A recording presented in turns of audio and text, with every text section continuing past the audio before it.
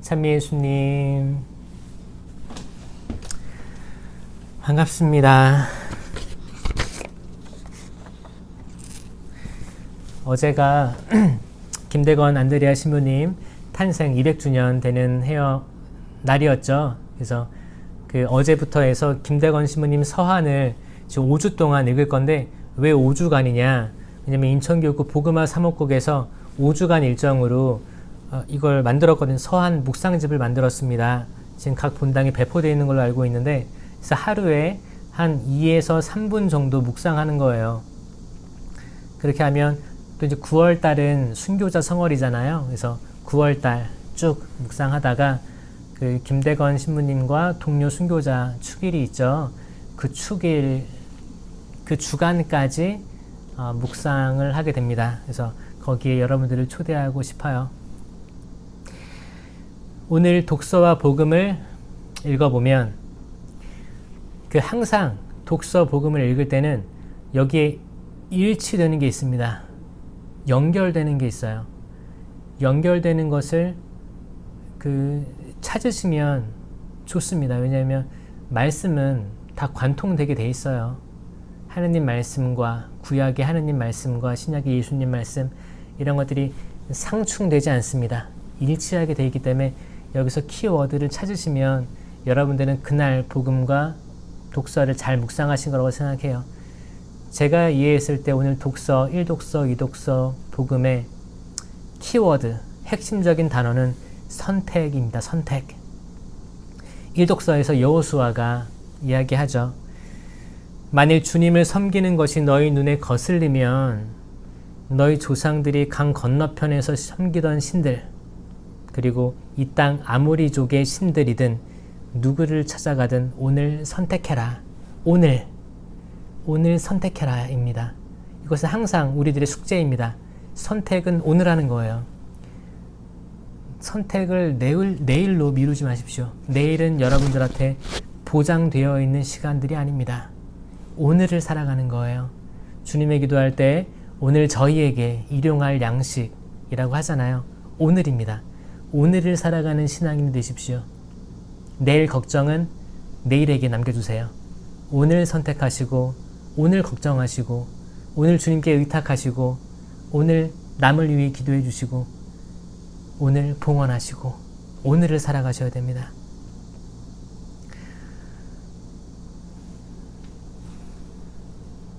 그러니까 이제 그때가 어땠냐면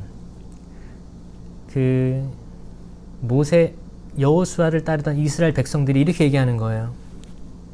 우리와 우리 조상들을 이집트에서 종살이하던 집에서 데리고 올라오셨으며 우리 눈앞에서 이 큰 표징들을 일으키신 분이 바로 우리 주 하느님이십니다. 그분께서는 우리가 걸어온 그 모든 길에서, 또 우리가 지나온 그 모든 길에서, 또 우리가 지나온 그 모든 민족들 사이에서 우리를 지켜주셨습니다. 그러므로 우리도 주님을 섬기겠습니다. 이 신앙 고백인 거예요. 신앙 고백에는 이유가 있어야 됩니다. 이게 신앙 체험이에요. 이건 개별적인 체험입니다.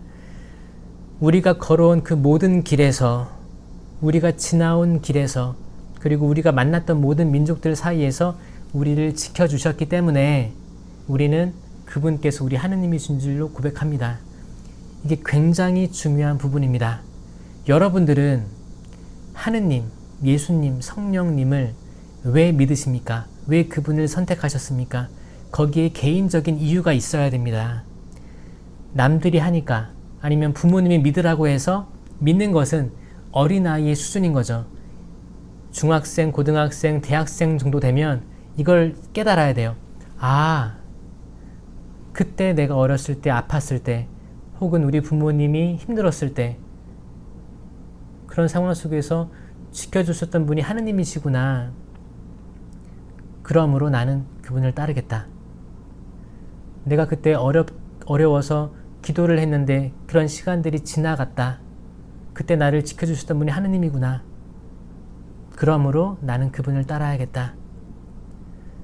내가 그렇게 경제적으로 어려웠었는데 그때 그분께 의탁했었는데 시간이 지나고 나는 회복했고 돌이켜보니까 아, 그때 하느님의 도우심이 있었구나. 그걸 깨달으면 그게 자기 체험이 되는 거예요. 자기 체험. 자기 체험 바탕으로 해서 아, 그러므로 나는 하느님을 믿겠습니다가 되어야지 단순히 성당에서 믿으라고 한다고 아니면 다른 신부님이나 부모님 믿으라고 한다고 아, 그 믿습니다. 그 믿음은 공허한 믿음입니다. 자기 체험을 바탕으로 그러므로 나는 믿습니다. 그분께서 내 과거의 모든 것들을 다 아시고 섭리하셨고 이렇게 이끌어 주셨습니다. 라고 믿을 때 자기 체험을 바탕으로 한 믿음으로 나아가는 겁니다. 에페소서 5장에 보면 여기서도 선택에 대해서 나와요. 서로 순종하십시오. 아내는 남편에게 순종해야 합니다. 남편은 아내를 사랑해야 합니다. 제 몸같이 아내를 사랑하는 사람은 자기 자신을 사랑하는 것입니다. 너무너무 중요한 말씀 나오셨죠, 오늘. 사랑과 순종은 다른 게 아닙니다. 순종하면 사랑하는 거예요. 사랑하면 순종하게 되어 있습니다. 남자와 여자를 차별하는 게 아니고 동시에 이루어져야 됩니다. 아내가 남편에게 순종하면 이 자체가 사랑하는 거고 남편이 아내를 사랑하면 남편이 아내에게 순종하게 돼 있어요.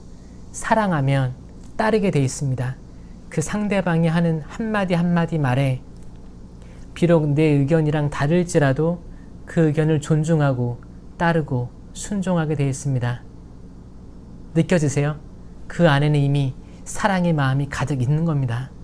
설령 지금 내가 이 사람의 말을 잘 이해하지 못하고 내가 다른 더 좋은 의견이 있는 것 같은데 더 좋은 나의 의견을 내려놓고 이 의견을 따르는 것 자체가 엄청난 순종이고 사랑이고 겸손 아니겠습니까? 이렇게 되라고 초대하는 거예요. 그러려면 내적인 동의가 있어야 되는데 이건 자기의 선택이죠. 선택을 내일 할 게 아니고 오늘 해야 되는 겁니다. 오늘. 결혼식 때 했던 약속, 그 선택, 그리고 매일매일을 살아가는 우리가 지금 선택하는 거예요. 맞아. 하느님께서 또 바오로 사도가 이렇게 얘기했으니까 나는 오늘 당신에게 순종하겠습니다. 나는 오늘 당신을 사랑하겠습니다. 어제 사랑하는 것도 아니고 내일 사랑하는 것도 아니고 오늘 하라고 그 결정하라고 자유의지로 선택하라고 오늘 초대하시는 겁니다. 오늘 복음 말씀 읽어볼까요? 그 당시에 예수님께서 생명의 빵에 대해서 그리고 영은 생명을 준다. 또 나는 살아있는 빵이다. 하늘에서 내려온 빵이다. 나를 먹으면 영원히 살 것이다.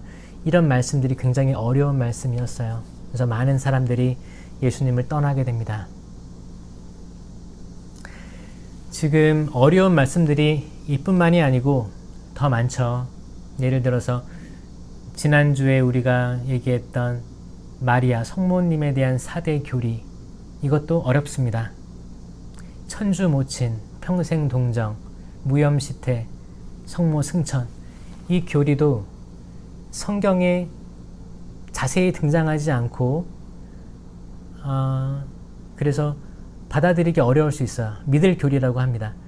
이렇게 믿어야 될 것들이 교회 내에서 있습니다. 어렵죠. 분명히 이런 것들 때문에 교회를 떠나는 사람도 있을 거예요.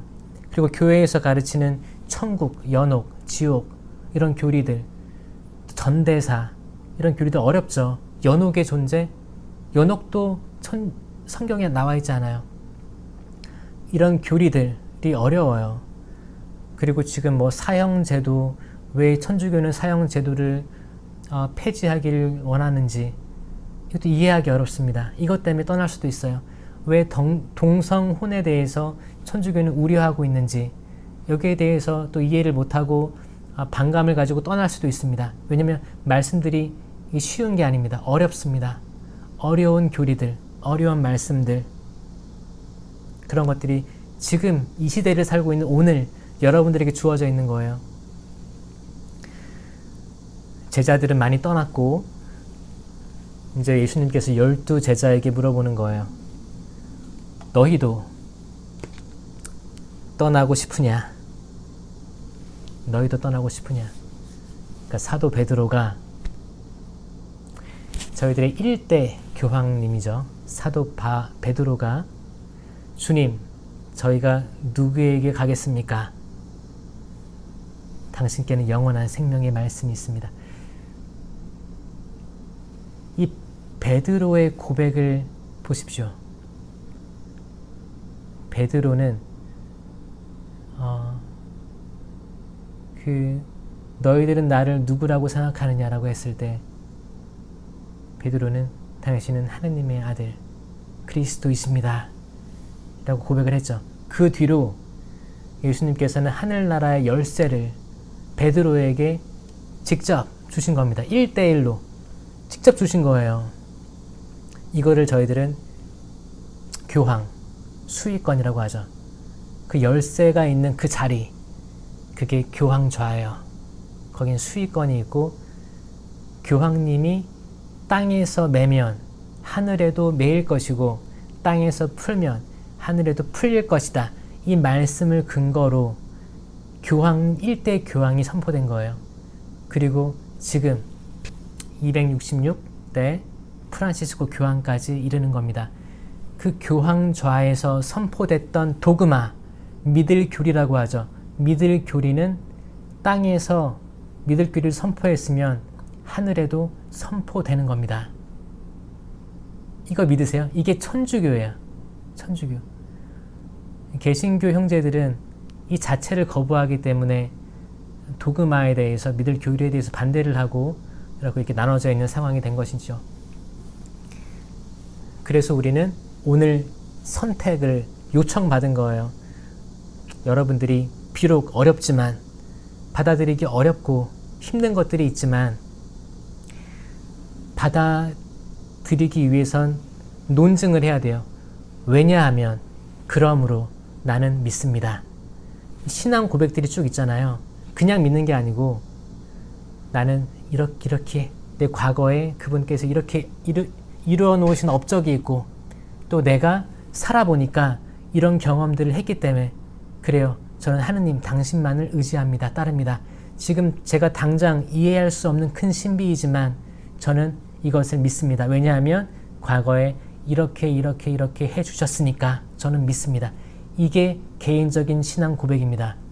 그냥 주저리 외우는 게 아니고 여러분 스스로를 돌이켜 보시라고요.